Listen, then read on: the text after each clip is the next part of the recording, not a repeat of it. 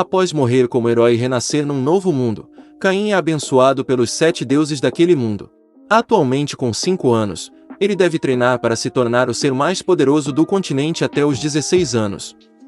Hoje vamos dar continuidade ao anime Tensei Kizoku, episódios 2 e 3.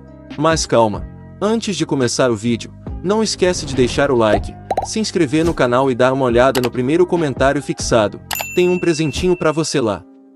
Agora, vamos pro vídeo. Após Caim decidir se tornar um aventureiro para explorar o mundo e ajudar quem precisa, seu pai o alerta de que a partir de agora ele precisará estudar muito mais, e para isso irá contratar um professor particular para ele. Caim fica animado para saber quem e como será seu novo professor, até que o professor chega e ele corre para a janela e tenta se teleportar para baixo, mas o feitiço acaba saindo errado e ele cai. Pelo menos ele consegue cair no macio, o cara é um atacante nato. O mordomo então apresenta a Caim as suas novas professoras, Millie e Nina, 2 aventureiras Rank D. E então Caim pede desculpas e percebe que já começou com o pé direito. As 2 professoras se apresentam para Garmin, e então ele diz que elas têm 3 anos para treinar Caim, e então se dá início ao treinamento. As 2 se surpreendem por Caim ter apenas 5 anos e ter a bênção do deus da guerra, fazendo com que ele seja ótimo com espadas, além de também ter a bênção do deus da magia. Ele consegue utilizar feitiços bem poderosos, isso sem recitar encantamentos. Além de que ele também tem uma caixa de itens. As 2 começam a se perguntar se realmente elas têm algo para ensinar a ele. Como Caim já sabe o básico, elas pensam em elevar o nível com ele, então vão os 3 pedir permissão para Garmin para treinar fora da mansão. Millie e Nina explicam a Garmin que mesmo tendo 5 anos, Caim já ultrapassou o nível iniciante tanto em magia quanto em técnicas de espada, e se fossem treiná-lo com nível intermediário deveriam fazer isso fora da mansão ou Caim poderia acabar destruindo ela. Garmin diz que já esperava que algo desse tipo aconteceria, ele concorda em deixar que eles treinem fora da mansão, mas com a condição de que não vão muito longe e que voltem antes do pôr do sol. Então pela primeira vez, oficialmente, Caim sai da mansão e conhece o lado de fora que ele sempre quis conhecer. Nina pede que ele use uma magia de nível médio para testar se Caim é tão bom assim, e o moleque consegue usar uma magia com um poder muito maior que o nível médio. Elas até ficam preocupadas com ele, já que pela intensidade do ataque ele deve ter gastado muita mana, e para surpresa delas, novamente, ele é acima da média. Do nada brota um monstro da floresta ao lado e o Caim sola ele em 1 segundo, então ele guarda ele com sua caixa de itens para mostrar para sua família mais tarde.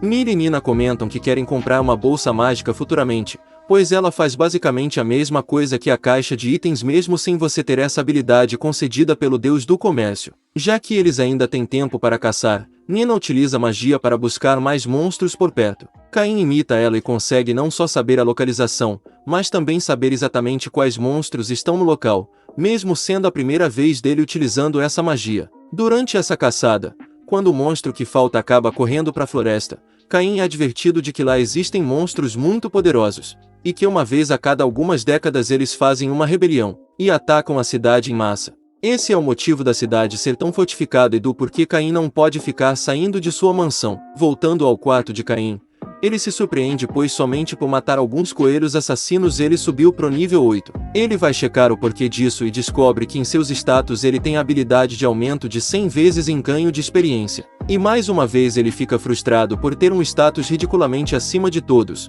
sendo que ele só quer se aventurar tranquilamente em seu novo mundo. Saindo para treinar mais uma vez, Millie e Nina deduzem que Caim consiga enfrentar monstros mais fortes, então elas dão uma passada na guilda de aventureiros para pegar informações sobre monstros. Os únicos monstros disponíveis são lobos, mas elas acham perfeito para Caim treinar. Nisso chega um cara babaca que é Rank C, assediando as 2, e como ele tá muito folgado, Caim esfrega o chão com ele e com mais 3 caras Rank C. Após isso, os 3 partem para treinar, até que temos outro time skip, dessa vez de 3 anos. O contrato que Millie e Nina tinham como professoras de Caim acabou, e as 2 negaram a extensão do contrato. Então, para se despedir e agradecê-las de alguma forma, Caim relembra que elas tinham falado sobre a bolsa mágica. Então, ele parte atrás de itens para fabricar bolsas mágicas para as 2. Caim precisa de materiais de monstros para a fabricação, então, no meio da noite, ele vai até a floresta e começa a derrotar vários monstros gigantes de Rank A, como se não fossem nada. Os guardas da cidade vendo aquele alvoroço pensam que é a rebelião dos monstros e partem rumo à floresta. Garmin, que está liderando os soldados, se assusta ao ver uma cratera no meio da floresta, e o mago que estava com ele não vê sinais de monstros.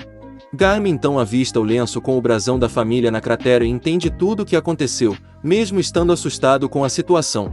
Em sua, entre aspas, graduação, Caim presenteia suas duas professoras com as bolsas mágicas. De acordo com ele, elas não precisariam se preocupar porque ele fez com que não coubesse muita coisa. O pouca coisa do Caim seria a mansão toda dele, sendo que bolsas mágicas normais cabem no máximo 2 carruagens mesmo sendo caríssimas.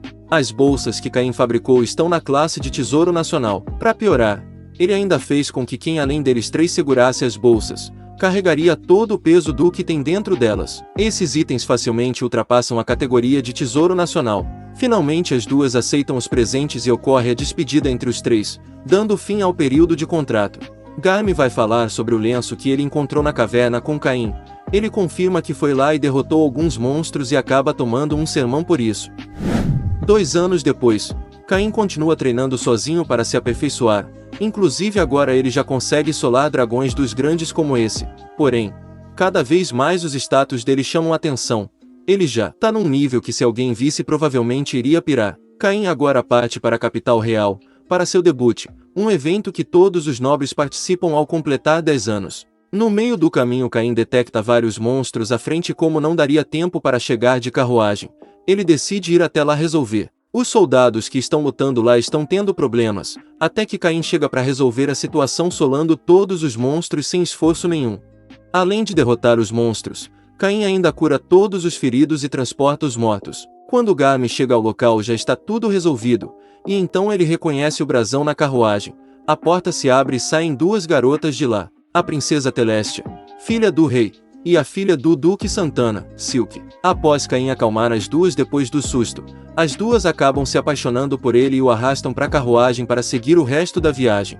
As duas ficam cheias de papinho para cima dele, e quando chegam à capital, elas têm a brilhante ideia de dormir junto com ele. Caim acaba aceitando, e mesmo incomodado, acaba que as duas dormem literalmente agarradas com ele à noite, tanto que ele nem consegue dormir direito.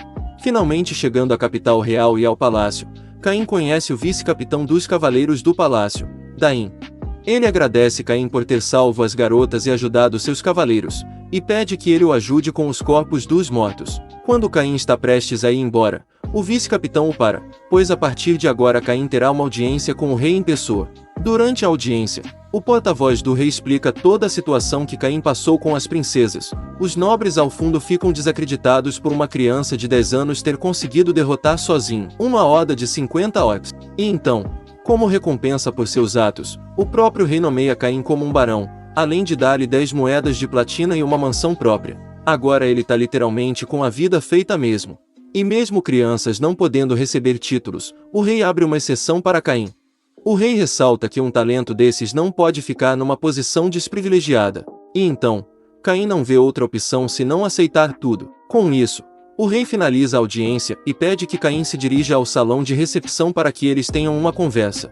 Lá o rei e o duque agradecem a Caim por ter salvado suas filhas, e eles oferecem a mão das duas para Caim. Por enquanto eles só seriam noivos já que só poderiam se casar oficialmente depois dos 18 anos. Literalmente o cara foi fazer uma boa ação e vai sair casado do bagulho. Caim já tem literalmente a vida toda feita com 10 anos. O moleque é muito brabo. Eu sabia que essa história dele dormir junto com as duas não iria dar certo. De qualquer maneira, mesmo não gostando da ideia, a essa altura do campeonato ele já não poderia negar. Então Caim não vê outra escolha senão aceitar. Nos é revelado que momentos antes da chegada de Caim, o rei estava discutindo se ele deveria fazer com que Caim ficasse naquele reino. É por isso que ele decidiu casar sua filha com ele. Enfim, Caim terminou tendo que aceitar o noivado e ainda levou um esculacho quando chegou em casa por ser um conquistador. O que será que o futuro trará para o nosso protagonista? Ele já conquistou muitas coisas e já é basicamente independente tendo somente 10 anos. O que acontecerá daqui pra frente com Caim? Você só saberá nos próximos vídeos, pois esse vai ficar por aqui. Obrigado se você chegou até aqui, comenta um final, para eu saber que você esteve aqui. Não esquece de deixar o like no vídeo e se inscrever no canal para mais vídeos como esse. Até o próximo vídeo e tamo junto!